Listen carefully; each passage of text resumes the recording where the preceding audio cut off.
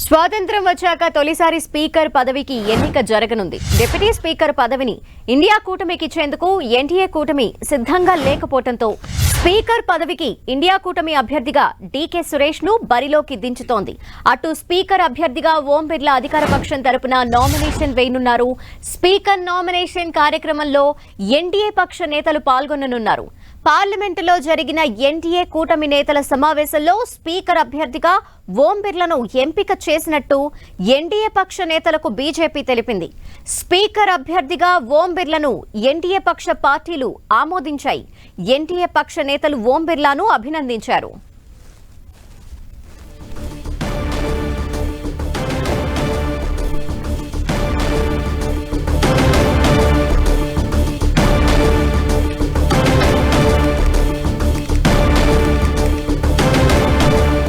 స్వాతంత్ర్యం వచ్చాక తొలిసారి స్పీకర్ పదవికి ఎన్నిక జరగనుంది.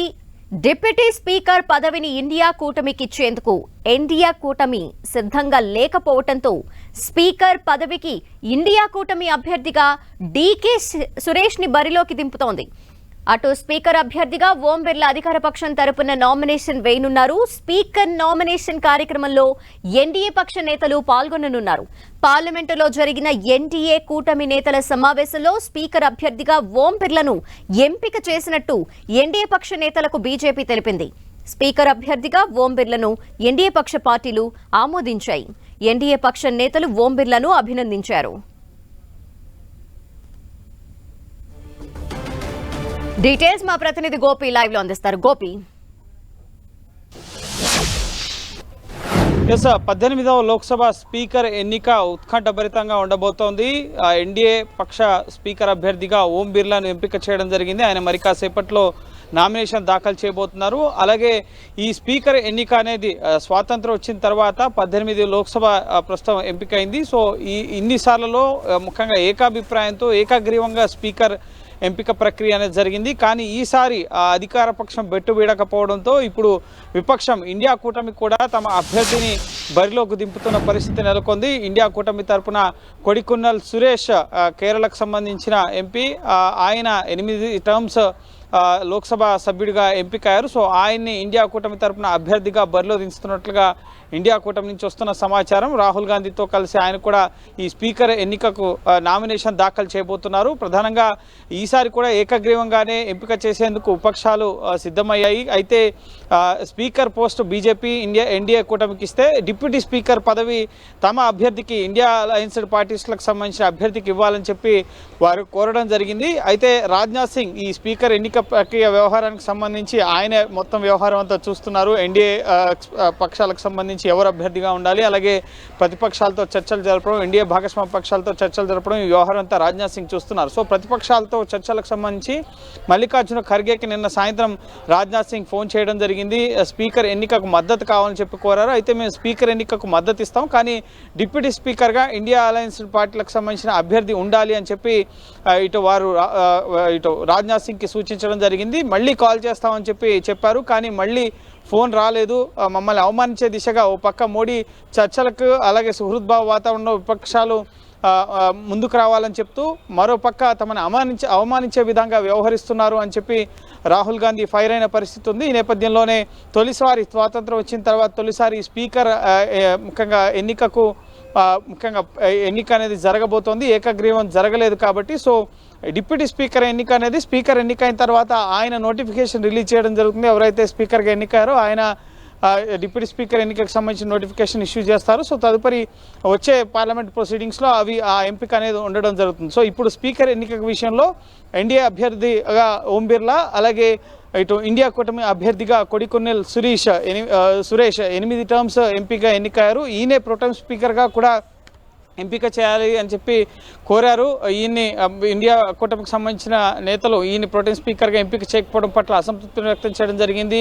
భర్తృహరి మెహతాబ్ 7 టర్మ్స్ ఎంపీ, ఈయన 8 టర్మ్స్ ఎంపీ అయినప్పటికీ కూడా ఈయన ఎందుకు ఎంపిక చేయలేదు, రాజ్యాంగం పట్ల అలాగే పార్లమెంట్ ప్రొసీడింగ్స్ పట్ల బీజేపీకి గౌరవం లేదు అని చెప్పి కేంద్రాన్ని విమర్శించడం జరిగింది. అయితే భర్తృహరి మెహతాబ్ వరుసగా 7 సార్లు ఎంపీగా ఎన్నికయ్యారు, కానీ కొడికున్నెల్ సురేష్ మధ్యలో 2 సార్లు ఓడిపోయారు కాబట్టి ఆయనకి ఇవ్వలేదు అని చెప్పి పార్లమెంటరీ వ్యవహారాల శాఖ మంత్రి మంత్రి కిరణ్ రిజిజు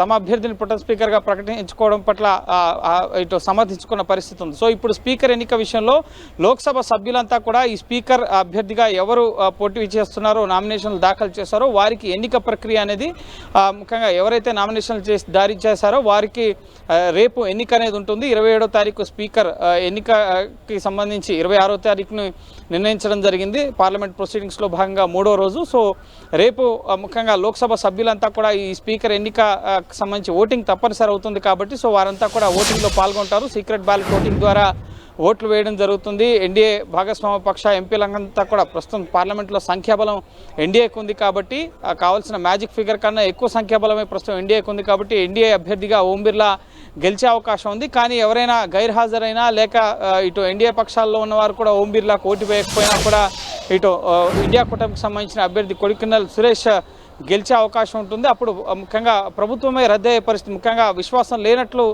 నిర్ధారితం అవుతుంది కాబట్టి ప్రభుత్వం పడిపోయే అవకాశం కూడా ఉంటుంది. సో ఖచ్చితంగా చాలా ప్రతిష్టాత్మకంగా ఈ స్పీకర్ ఎన్నికను ఎన్డీఏ ప్రభుత్వం తీసుకోవడం జరుగుతుంది. సో ప్రస్తుతం ఎన్డీఏ అభ్యర్థిగా ఓం బిర్లాను ఎన్డీఏ భాగస్వామ్య పక్షాలన్నీ కూడా ఆమోదించడం జరిగింది. ఇటు ఆయన్ని అభినందించడం జరిగింది కూడా. పార్లమెంట్లో కాసేపటి క్రితమే ఎన్డీఏ భాగస్వామ్య పక్షాలకు సంబంధించిన నేతల సమావేశం జరిగింది. ఇందులో ఓం బిర్లాని స్పీకర్ అభ్యర్థిగా ఎంపిక చేసినట్లుగా ఎన్డీఏ పక్ష నేతలకు వివరించడం జరిగింది. మొదటే రాజ్నాథ్ సింగ్ చర్చలు జరిపినప్పుడే మీరు ఏ నిర్ణయం తీసుకున్నా మాకు సమర్థనీయమే అని చెప్పి ఎన్డీఏ భాగస్వామ్య పక్షాలు జేడీయూ, టీడీపీ, శివసేన, ఏక్నాథ్ షిండే వర్గం కానీ అప్నాదల్ వీరంతా కూడా మీ నిర్ణయానికి మేము కట్టుబడి ఉంటామని చెప్పి బీజేపీకి చెప్పడం జరిగింది. సో ఇండియాలో ఎటువంటి లుక్కలుక్కలు అనేవి లేవు. సో ఇక ఓం బిర్లా విషయానికి వస్తే కనుక ఓం బిర్లా రాజస్థాన్ కోటా పార్లమెంట్ సెగ్మెంట్ నుంచి ప్రాతినిధ్యం వహిస్తున్నారు. వరుసగా 3 సార్లు ఆయన ఎంపీగా ఎన్నిక కావడం జరిగింది. 17వ లోక్సభకు సంబంధించి పూర్తి స్థాయి స్పీకర్గా కూడా ఆయన వ్యవహరించారు. స్పీకర్గా ఆయనకు అనుభవం ఉంది కాబట్టి మళ్ళీ ఆయన్నే స్పీకర్గా ఎంపిక చేయడం జరిగింది. ఇప్పుడు మోడీ 3.0లో చూసినట్లయితే కనుక కేంద్ర క్యాబినెట్లో మంత్రులు కానీ క్యాబినెట్ మంత్రుల్లో కానీ లేక స్పీకర్ విషయంలో కానీ ముఖ్యంగా ఎటువంటి మార్పులు చేర్పులు లేకుండా పాత వారినే కొనసాగించినట్లయితే కనుక ప్రొసీడింగ్స్కి ఎటువంటి ఇబ్బంది ఉండదు అన్న కోణంలోనే ఇటు ఓం బిర్లాని ఎంపిక చేసినట్లుగా తెలుస్తుంది. ఏపీ అధ్యక్షురాలు బీజేపీ అధ్యక్షురాలు పురంధేశ్వరి పేరు వినిపించింది. భర్తృహరి మెహతాబ్ అలాగే రాధామోహన్ సింగ్ వీళ్ళ పేర్లు వినిపించినప్పటికీ ఓం బిర్లా వైపే మొగ్గు చూపడం జరిగింది. నిన్న ఆయన పదవికి రాజీనామా చేయడంతో ఆయన టర్మ్ అయిపోయింది కాబట్టి 17th లోక్సభలో రాజీనామా చేశారు. సో ఇక ఆయన ఉండరు అనుకున్నారు కానీ మళ్ళీ ఆయన్నే ముఖ్యంగా అమిత్ షా ఆయనపైనే ప్రతిపాదించినట్లుగా తెలుస్తోంది. సో ఆయన్నే మళ్ళీ ఓం బిర్లానే 18వ లోక్సభకు సంబంధించి కూడా స్పీకర్గా ముఖ్యంగా ఆయన ఎన్డీఏ అభ్యర్థిగా నామినేషన్ దాఖలు చేయబోతున్నారు. మరి కాసేపట్లో లోక్సభ సెక్రటరీ జనరల్కి ఈ నామినేషన్ పత్రాలు అందించడం జరుగుతుంది. ముఖ్యంగా స్పీకర్ బాధ్యత అనేది ముఖ్యంగా సభను హుందాగా నడిపించడం, అలాగే ప్రతిపక్షాలకు అవకాశం ఇవ్వడం, సభలో ఎటువంటి గందరగోళం జరగకుండా కీలక బిల్లుల ఆమోదం విషయానికి బిల్లులపై ఓటింగ్ సందర్భంగా కానీ ముఖ్యంగా ప్రశ్నోత్తరాల సమయం అలాగే శూన్య కాలంలో కానీ సో సభని హుందాగా నడిపించడంలో స్పీకర్ బాధ్యత చాలా కీలకంగా ఉంటుంది. పార్లమెంట్ భారత అత్యున్నత చట్టసభ, రాజ్యాంగబద్ధమైన పదవి స్పీకర్ హోదా అనేది. సో ముఖ్యంగా సభ్యులపైన చర్యలు తీసుకునే విషయంలో కానీ లేక సభను హుందాగా నడపడంలో కానీ స్పీకర్ చాలా కీలకంగా వ్యవహరిస్తారు. ఇటు అధికార పక్షానికి సంబంధించి ఏకపక్షంగా బిల్లు ఆమోదం, అందుకే ఇటు స్పీకర్ పదవి అధికార పక్షం తీసుకున్న డిప్యూటీ స్పీకర్ని తమకు ఇవ్వాలని చెప్పి మొదటి నుంచి కూడా ఇండియా కూటమి పట్టుబడుతూ ఉన్న పరిస్థితి ఉంది. సో కావాల్సిన సంఖ్యాబలం లేకపోయిన కారణంగా ఇటు వీళ్ళు ఈరోజు ఎమర్జెన్సీ పూర్తి అయ్యి 50 ఏళ్ళు పూర్తి కావస్తుంది కాబట్టి సో ఉదయం నుంచి కూడా నిన్న కాంగ్రెస్ విపక్షాలపైన టార్గెట్ చేయడం జరిగింది ప్రధాని మోడీ కానీ బీజేపీ నేతలు కానీ. సో ఈరోజు కూడా ఎమర్జెన్సీని ముఖ్యంగా తలుచుకుంటూ అనేక కీలక విమర్శల్ని ప్రధాని మోడీ కాంగ్రెస్ పార్టీ పైన చేయడం జరిగింది. సో ఎట్టి పరిస్థితుల్లోనూ ఏకగ్రీవం కాకుండా తమకు బలం ఉంది కదా అని చెప్పి ఖచ్చితంగా వాళ్ళ అభ్యర్థుల్ని బరిలో దించుతూ ఎటువంటి కన్సెన్సస్ చర్చలు లేకుండా అలాగే వాళ్ళు పెట్టిన డిమాండ్ని అంగీకరించకుండా కావాల్సిన సంఖ్యాబలం ఉంది కాబట్టి సో స్పీకర్ ఎన్నికకు ముఖ్యంగా సిద్ధమైనట్లుగా తెలుస్తోంది. సో డిప్యూటీ స్పీకర్ విషయంలో టీడీపీ జేడీయూకి ఏమన్నా ఇస్తారా అనేది మనం వేచి చూడాల్సి ఉంటుంది. సో చాలా కీలకంగా ముఖ్యంగా ఇప్పుడు స్పీకర్ ఎన్నిక అనేది అయిన అంశంగా ఉంది. సో చూడాలి ముఖ్యంగా ఎన్ని ఓట్లు ఎన్డీఏ అభ్యర్థికి వస్తాయి, ఎన్ని ఓట్లు ఇండియా కూటమి అభ్యర్థికి వస్తాయి అనేది ఇక డిప్యూటీ స్పీకర్ ఎంపికకు సంబంధించి రానున్న రోజుల్లో స్పష్టత అనేది రాబోతోంది. తొలిసారి స్వాతంత్రం వచ్చిన తర్వాత ఇప్పుడు స్పీకర్ పదవికి ఎన్నిక జరగడం అనేది చాలా కీలకంగా మారింది. గోపి, స్పీకర్ని ఎన్నుకోవటంలో ఎంతమంది అభ్యర్థుల బలం కావాలి? అంతేకాకుండా ఈ రోజు పార్లమెంటులో కేవలం ప్రమాణ స్వీకార కార్యక్రమం మాత్రమే జరగబోతోందా, ఇంకేమన్నా ఉండబోతున్నాయా? ఎస్ ఈరోజు మొత్తం 281 మంది సభ్యులు ప్రమాణ స్వీకారం అనేది ఉంటుంది. నిన్న 262 మంది వరకు కూడా సభ్యుల ప్రమాణ స్వీకార కార్యక్రమం అనేది జరిగింది. సో ఈరోజు మిగతా సభ్యుల ప్రమాణ స్వీకారం అనేది ఉంటుంది. ఇక ఈ రోజుతో ప్రమాణ స్వీకార కార్యక్రమాల షెడ్యూల్ ముగుస్తుంది. ఇక రేపు స్పీకర్ ఎన్నిక, ఒకవేళ స్పీకర్ నామినేషన్ ఈరోజు ఒకే అభ్యర్థి దాఖలు చేస్తే కనుక ఏకగ్రీవం అవుతుంది. రేపు ఎటువంటి ఎన్నిక పరమైన ప్రొసీడింగ్స్ అనేవి ఉండవు. కానీ ఇప్పుడు ఇండియా బ్లాక్ తమ అభ్యర్థిని కూడా బరిలోకి దించడంతో రేపు ఎన్నిక ఉంటుంది. లోక్సభ సభ్యులంతా కూడా స్పీకర్ ఎన్నికకు సంబంధించిన ఓటింగ్లో పాల్గొనాల్సి ఉంటుంది. లోక్సభ సభ్యులు ఎవరైనా సరే పోటీ చేయవచ్చు, పోటీ చేయడానికి అర్హులే. కానీ నామినేషన్ ఎవరైతే దాఖలు చేస్తారో వారే పోటీలో ఉంటారు. సీక్రెట్ బ్యాలెట్ ఓటింగ్ ద్వారా ఈ ఎన్నిక అనేది జరుగుతుంది. అయితే ప్రస్తుతం ఆధునిక పార్లమెంట్ భవనం, నూతన భవనం నిర్మితమైంది కాబట్టి సో ఎలక్ట్రానిక్ మోడ్లో ఈ స్పీకర్ ఎన్నిక నిర్వహిస్తారా లేక రహస్య సీక్రెట్ బ్యాలెట్ ఓటింగ్ విధానంలోనే స్పీకర్ ఎన్నికను జరుపుతారా అనేది స్పష్టత రావాల్సి ఉంది. లోక్సభ సెక్రటరీ జనరల్ దీనికి సంబంధించి స్పష్టత ఇస్తారు. ఎందుకంటే ఇప్పటి వరకు స్వాతంత్రం వచ్చిన తర్వాత ప్రతి లోక్సభ స్పీకర్కి సంబంధించిన ఎన్నిక ఏకగ్రీవం జరిగింది కాబట్టి తొలిసారి జరుగుతుంది కాబట్టి సో రహస్య బ్యాలెట్ విధానం ద్వారా జరుగుతుందా లేక ఎలక్ట్రానిక్ ఓటింగ్ విధానం ద్వారా జరుగుతుందా? ఎందుకంటే ప్రతి పార్లమెంట్ సభ్యుడి కుర్చీ దగ్గర కూడా ఎలక్ట్రానిక్ ఓటింగ్ సిస్టమ్ని ఏర్పాటు చేశారు, ఒక ట్యాబ్ని అమర్చారు. అందులో తమరు ఏ అభ్యర్థికి ఓటేయాలనుకుంటున్నారు అనేది మెన్షన్ చేసి ఎలక్ట్రానిక్ ఓటింగ్ విధానం కూడా ఉంది కాబట్టి సో ఆ విధానంలో జరుపుతారా లేక బ్యాలెట్ విధానంలో జరుపుతారా అనేది వేచి చూడాల్సి ఉంటుంది. ఎవరికైతే మెజారిటీ లోక్సభ అభ్యర్థుల ఓట్లు వస్తాయో సో వారు స్పీకర్గా గెలుపొందినట్టుగా లోక్సభ సెక్రటరీ జనరల్ ప్రకటించడం జరుగుతుంది. సో రేపు స్పీకర్ ఎన్నిక ప్రక్రియ అనేది ఉండబోతుంది. ఎల్లుండు ఉభయ సభలను ఉద్దేశించి రాష్ట్రపతి ప్రసంగం ఉంటుంది కాబట్టి రేపే స్పీకర్ ఎన్నిక ప్రక్రియ అనేది ముగియబోతోంది. అయితే ముఖ్యంగా ఇప్పుడు ఎన్డీఏ అభ్యర్థిగా ఓం బిర్లా, అలాగే ఇండియా కూటమి అభ్యర్థిగా కొడికనేని సురేష్ నామినేషన్ కార్యక్రమం అనేది మరి కాసేపట్లో జరగబోతోంది. నామినేషన్ కార్యక్రమంలో ఎన్డీఏ అభ్యర్థి తరఫున రాజ్నాథ్ సింగ్, అలాగే జేపీ నడ్డా, అమిత్ షా, ఇండియా భాగస్వామ్య పక్షాల నేతలు ఈ నామినేషన్ కార్యక్రమంలో పాల్గొంటారు. అలాగే కొడికనేని సునీల్ ఇండియా కూటమి అభ్యర్థి తరఫున నామినేషన్ కార్యక్రమంలో రాహుల్ గాంధీ, మల్లికార్జున్ ఖర్గే సహా ఇండియా కూటమి నేతలంతా కూడా నామినేషన్ కార్యక్రమంలో పాల్గొనబోతున్నారు. Thank you Gopi. స్పీకర్ ఎంపిక విషయంలో బీజేపీపై కాంగ్రెస్ నేత రాహుల్ గాంధీ తీవ్ర విమర్శలు చేశారు. స్పీకర్ ఎన్నికపై రాజ్నాథ్ సింగ్ ఖర్గేకు ఫోన్ చేశారని రాహుల్ గాంధీ తెలిపారు. స్పీకర్కు మద్దతు ఇస్తామని, డిప్యూటీ స్పీకర్ ప్రతిపక్షాల నుంచి ఉండాలని ఖర్గే సూచించినట్టు రాహుల్ చెప్పారు. మళ్లీ కాల్ చేస్తామన్నారని, ఇప్పటి వరకు కాల్ రాలేదని రాహుల్ అన్నారు. ప్రధాని చెప్పేది ఒకటి, చేసేది ఒకలా ఉంటుందని రాహుల్ మండిపడ్డారు.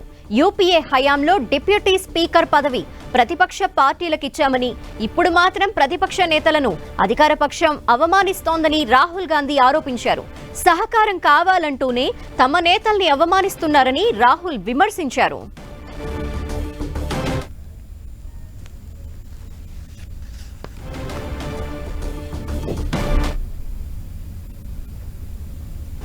कि पूरा देश जानता है कि प्रधानमंत्री के शब्दों का कोई मतलब नहीं।